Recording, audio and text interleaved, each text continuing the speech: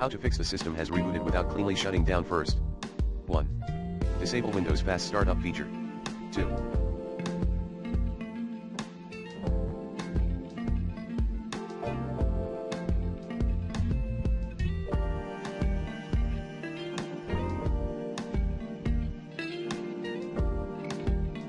Turn off automatic restart in advanced system settings.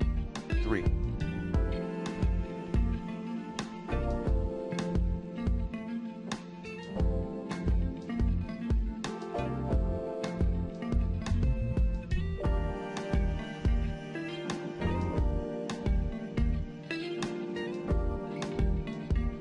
Update all your available drivers using the recommended Avast driver updater in this video guide.